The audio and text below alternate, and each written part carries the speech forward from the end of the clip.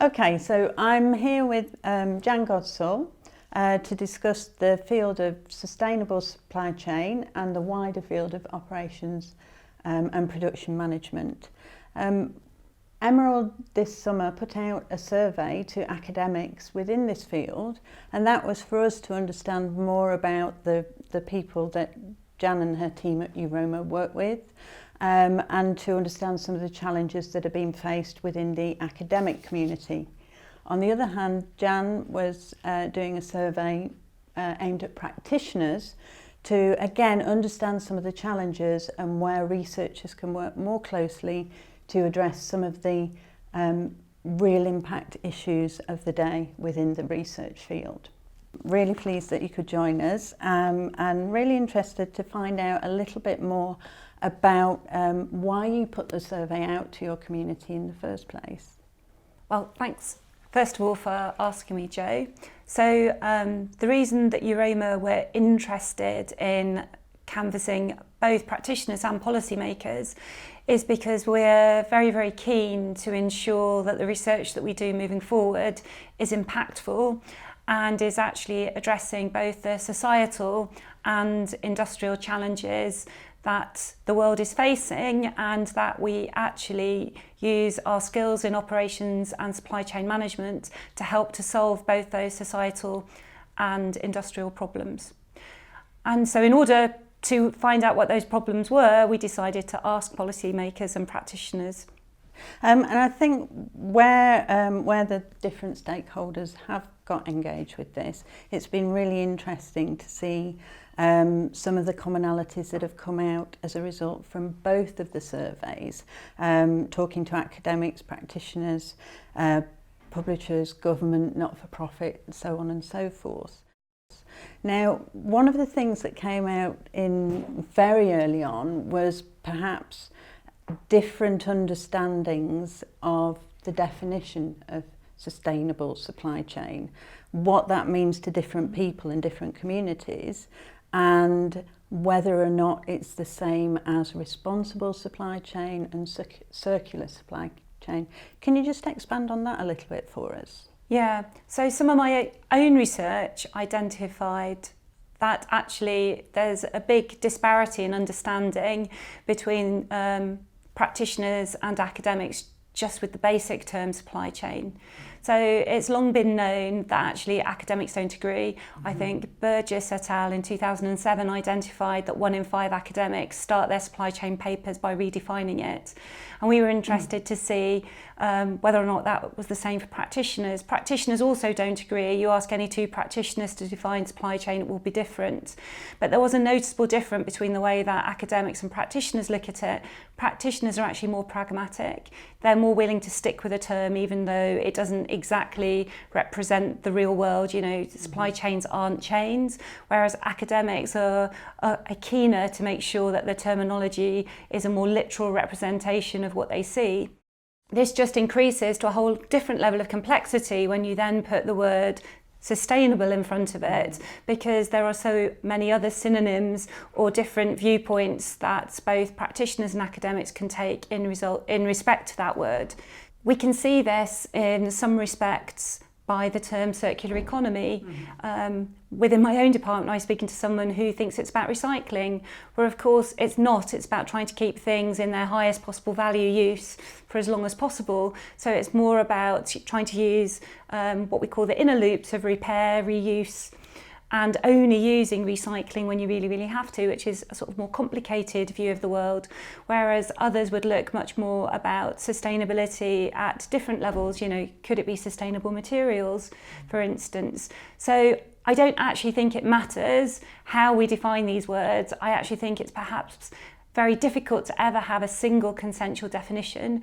Perhaps we're better to understand the different or common vocabulary that's out there, and to be mindful of the different ways that it's used, and ensure that when we start a conversation we just check in with whoever we're talking to try to understand how they're using the words and what the meaning of those words is to them. That's really interesting, actually. In terms of responsible supply chain then, is a sustainable supply chain always responsible supply chain? So I think that's a really tricky question, because what do we mean by responsible as well as sustainable? But perhaps if I was to reflect on my own practice, responsibility is about doing the right thing.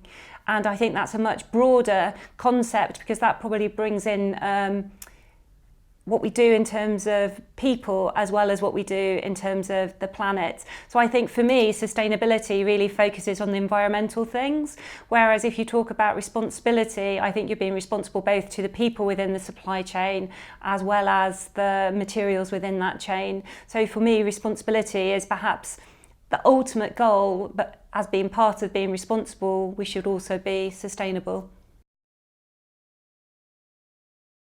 So in terms of that sort of responsibility piece, another issue that came up that was sort of common across both of the surveys was around data, in terms of how do you measure how responsible or sustainable something is, and how do you get access to the data that is going to help you do that. Can you talk a little bit about the challenges around data and researchers accessing that? Yeah, so I think data has always been an issue for researchers in operations and supply chain. And equally, it's both a challenge in that it can be difficult to define the data that you actually need to prove or disprove a hypothesis or proposition.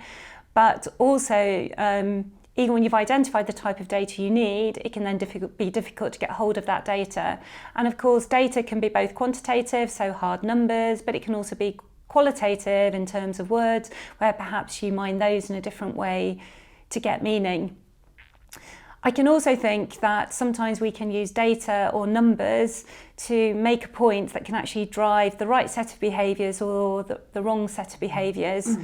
So I think this is an age-old challenge for researchers, and perhaps what is most important is to sort of step that up a level away from the data to actually think about a good process of research design. So, you know, fundamentally, what is the societal industry problem that we're trying to solve?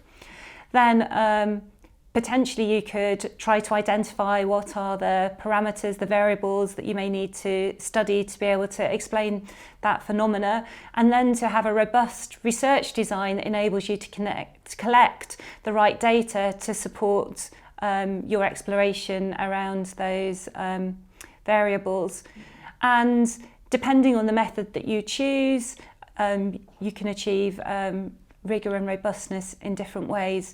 So I think really it starts with what you are trying to study, and then working back through the research design process to try to collect the right data in the most robust way to be able to push forwards those boundaries of knowledge.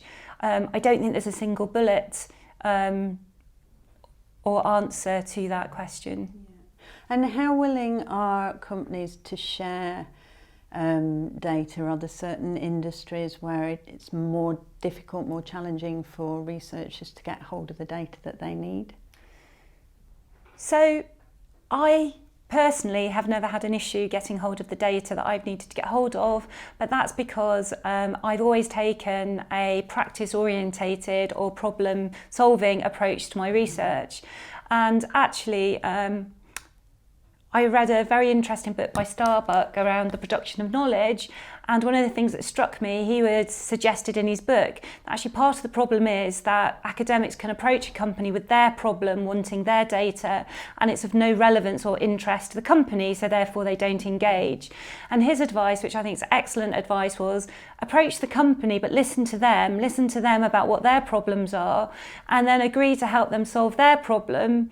And of course you have to get the right ethical approval, but as part of that process, why not then use that as a segue in to both solve their problem and collect the data that you want to support your own line of inquiry. And so, not that you would do that in a duplicitous way, you need to do that in a transparent way, but I think in order for companies to want to engage with an academic, it has to be a win-win situation. So therefore it's not just about you going in and collecting the data that you want, it's as important to be able to help that company solve their problem. And I think from my own experience, if I've approached it in that way, I've had no issues in collecting data. Okay, that's really interesting actually, because when you talk about the win-win, that seems really obvious sitting here and saying if two parties can benefit from this partnership, why not go ahead and work together? But some academics seem to struggle to develop those partnerships. Do you know why that is? Have you got any advice as to how they can do that? So academics, like the general population, come in all shapes and sizes, and we have different skills, both generally but with specifically to do with our research skills. And I think some people are very good at engaging with industry and they're likely to do slightly more applied research, and other people have research skills that are perhaps slightly more fundamental. I don't think we could ever change to necessarily be the other type of person, nor would that be good. What we actually want to do is to collaborate together, to recognise each other's skills, to know what our superpowers are, and to create that sort of dream team, you know, the Avengers of ops and supply chain, where we all play to our superpower and to our strengths. Because if we do that, that's when we're really going to be able to tackle those big complex problems that both society and industry are facing. Yeah. Okay, that's interesting. Are there any sort of forums that are particularly good at bringing the practitioner and the academics together? So I head up a forum at the University of Warwick called Supply Chains in Practice, and it's specifically designed to take supply chain theory and help practitioners apply it in practice, knowing that the practical outcome won't be pure theory, it's going to have to be adapted in some way. And that's a format that I've run for over 6 years now at Warwick, but actually the roots are in very, very similar clubs that were run successfully out of Cranfield University. Okay, and what about in terms of getting researchers connected with policymakers, for instance? Where are the challenges there? So the majority of my work to date has been more focused on actually influencing practice, and more recently have got involved with potentially trying to impact policy. And in actual fact, some different research methods can be quite effective at affecting policy, because quite often the policymakers sit within government, and about 80% of civil servants are actually economists. I've found from some recent interactions with BEIS, and they are looking for interventions that actually can show that they would make a substantial difference to the economic outcome, in our case for the UK. So therefore actually sometimes it can be different techniques, perhaps using secondary data, economic analysis, that actually speak better to policy than some of the more qualitative aspects we can use in traditional ops and supply chain. Okay, and in terms of those outcomes and looking at the success of those, how is that measured? So some of the changes in the way in which academics are measured in terms of impact, both looking for the impact to practice and to policy, have perhaps driven us to be more mindful of that change. I think in some respects it's perhaps easier to measure the impact of a policy change because you can actually see how it's happened. So there's a member of my team, for instance, who's done some research on piezoelectric materials, lead-based, non-lead-based, and has perhaps shown from his research that despite a recent EU policy change, that some of the non-lead-based ones could potentially be more harmful than lead-based. So that might actually lead to a reversal of policy, but you can see the link between the research and the policy change.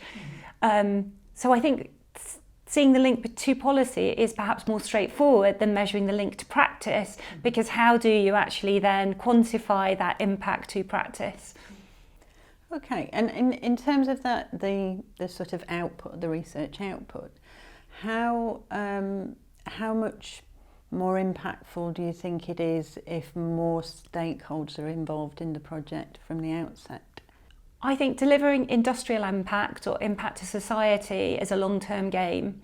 And actually, if you look at the way things like the Research Excellence Framework are set up, you always need to have had some research funding to have done a piece of research which has resulted in an academic publication normally, which anchors then the impact. And then you need to show how you've then taken the outcomes from that paper and taken it on to the next stage to actually have delivered an impact.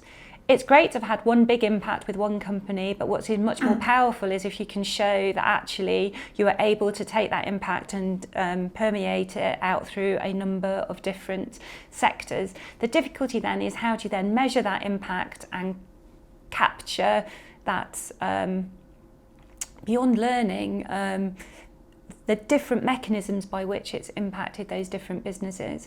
And some of that may be financial, but it could be equally, it could have secured jobs, it could have created new jobs, it could have reduced environmental impact. Those measures might vary depending on the research. What I would say is that there's a number of good frameworks out there that help you consider impact, because what you need to do is almost be designing from the start the ways in which you think you might measure it, so that actually as you deploy and disseminate your work, you're building into it the mechanisms by which you can capture and harness back those measures of impact.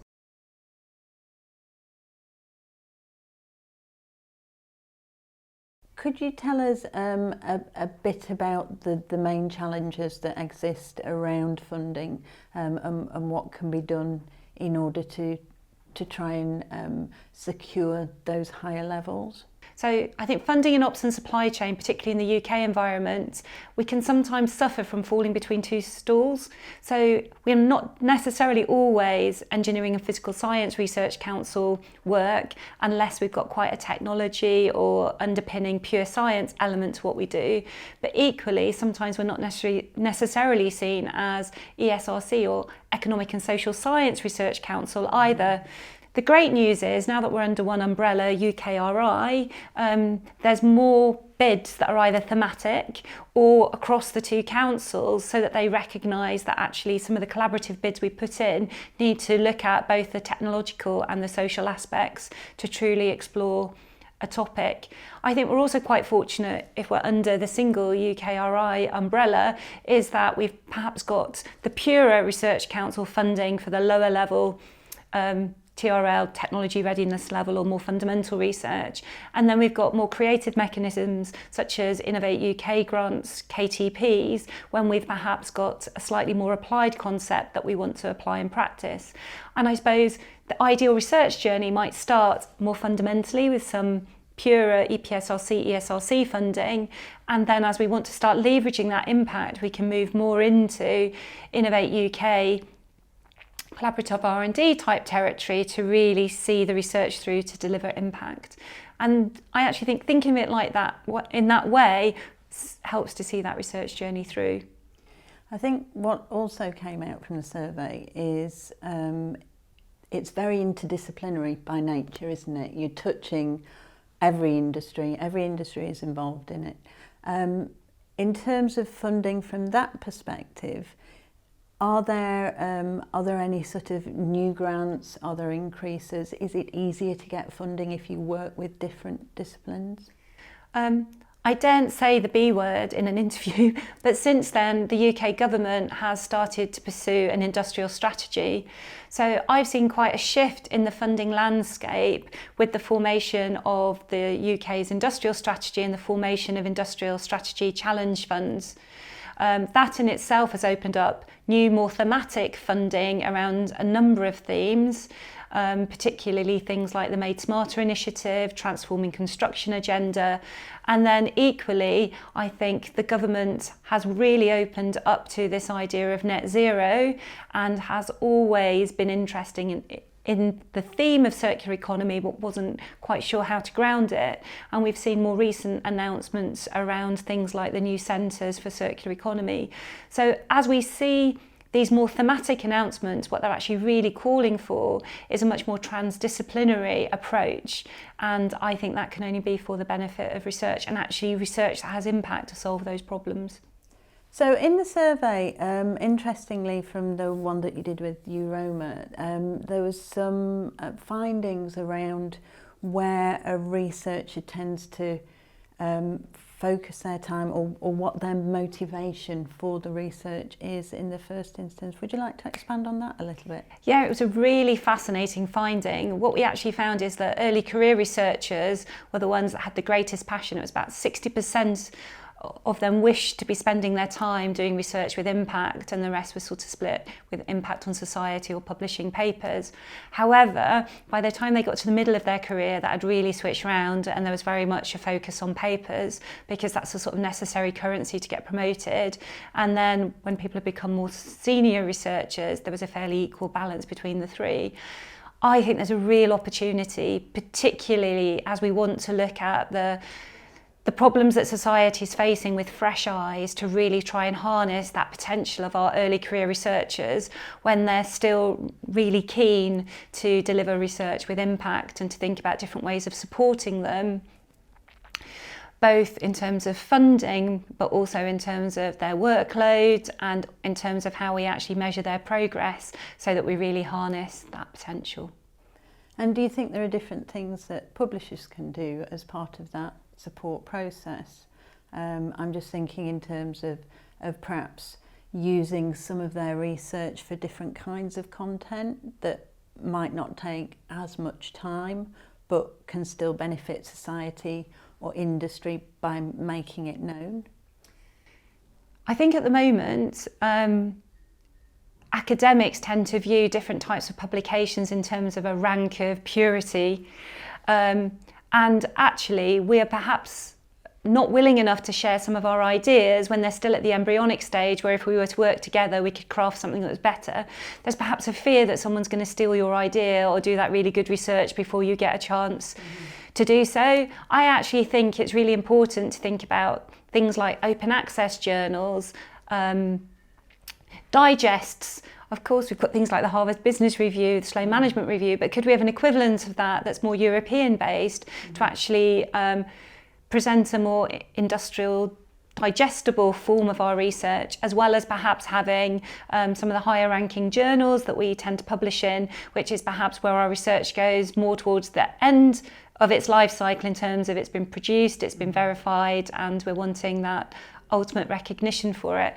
And so maybe we need to think of the way that we use different publishing outlets through the sort of research life cycle to better support, and as maybe we actually change the metrics by which we measure academics, and actually start to value that earlier form of collaborative engagement, perhaps publishing ideas more in open access formats, then seeing the way in which we can digest ideas so that practice can understand it, as well as publishing in those higher ranking journals. Maybe if we start to view people in terms of their balance to be able to operate across all three, we'll start to drive some change. Great, thank you, Jan. You've left us with some really interesting ideas to think about, and hopefully the area is less of a mystery to our new visitors, and there's some really interesting debates to be had that we'd really like to take forward. So thank you for your time, we really appreciate it. And thank you, Jo. I think it's great that Emerald are showing such insight and real passion to actually try to understand how they can leverage your position to actually ensure that we drive more impact.